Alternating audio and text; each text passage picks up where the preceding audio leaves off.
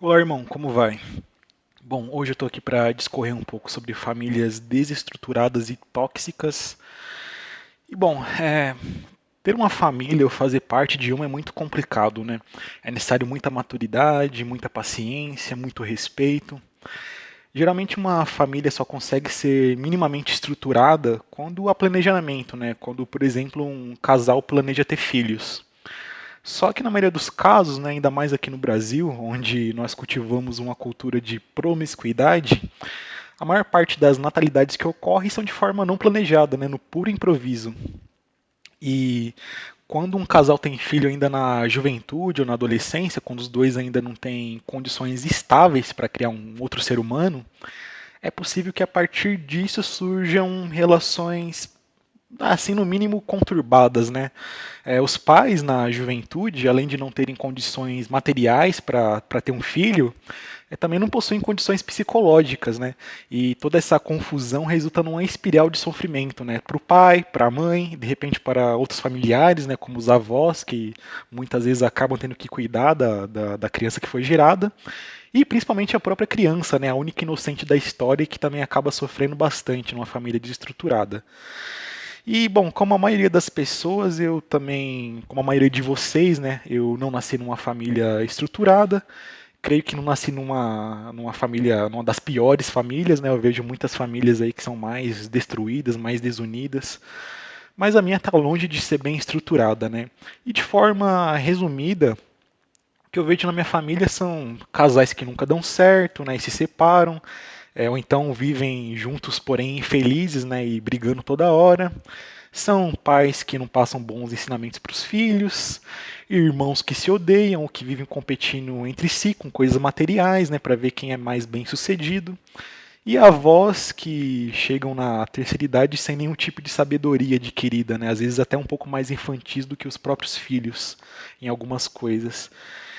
E eu não quero aqui me estender muito sobre a minha família especificamente, mas só em relação a parentes próximos aos quais eu tive contato frequente ao longo da minha vida, eu tenho dois familiares com um transtorno patológico narcisista. E bom, eu não vou relevar qual é o meu grau de parentesco com essas duas pessoas, mas uma delas já me prejudicou bastante na minha saúde mental, no passado, né? Passado.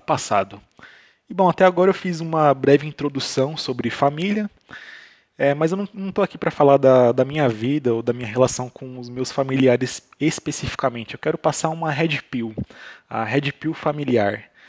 E quando a gente é blue pill, em relação à família, geralmente a gente acredita que a família é a nossa base, né, o nosso apoio, e que qualquer tipo de ataque, principalmente vindo dos pais, é na verdade uma correção para o nosso próprio bem, né? É o que a gente acredita. E quando nós somos crianças, a gente não tem condições de avaliar o comportamento e as atitudes dos nossos pais. E sem nenhum tipo de referência para estabelecer comparação, né? A gente não tem um outro pai, uma outra mãe para comparar, a gente acaba por aceitar como normal o comportamento dos nossos pais e de outros familiares conosco. E, bom, muitas vezes a gente só reconhece como errado, desonesto e infantil, até mesmo cruel, né, o que nossos parentes fizeram com a gente, muito tempo depois, né, geralmente quando nós já somos adultos formados. Isso com sorte, né, porque o mais provável é que uma pessoa que cresceu num ambiente tóxico e desestruturado siga os mesmos padrões aprendidos. E, bom, depois de um certo tempo, né, geralmente na adolescência ou no início da fase adulta, a gente adota uma visão meio dualista, né, sobre a família. A gente separa os familiares em duas grandes categorias, né, por assim dizer. Aquela metade dos bonzinhos e a outra metade dos ruins, os difíceis de lidar, né? Ou, como algumas pessoas dizem aí, os de personalidade forte, né? Que você tem que aceitar que é o jeito dele, é a personalidade, né? Personalidade forte. E bom, só que essa visão ela ainda é um pouco distorcida, porque a realidade ela é bem mais complexa. E a gente tem mania de enxergar as coisas de forma dual, né, como bem, mal, esquerda, direita, como na política, né, etc. Só que depois que você toma uma red pill familiar, por assim dizer, você acaba percebendo que a situação ela é bem pior do que você imaginava. Se antes pelo menos metade da sua família era formada por pessoas, entre aspas, boazinhas, Agora você enxerga que na verdade estava muito enganado, né? E que muitas dessas pessoas boas na verdade são lobos em pele de cordeiro. E bom, essa é a red pill familiar que eu quero que você entenda, né, para que você pare de ser sabotado. Meu caro, existem dois tipos de familiares tóxicos. Os do tipo um, que são aqueles que não escondem a própria toxicidade, né, e mostram seu veneno sempre que surge a oportunidade. E os do tipo 2, que são os ocultos. E é com os ocultos que você precisa ter mais cuidado, pois geralmente eles agem como cúmplices dos familiares tóxicos do tipo um. Esses, os familiares tóxicos tipo 2 ou ocultos, eles não têm coragem de destilar o veneno deles na sua cara.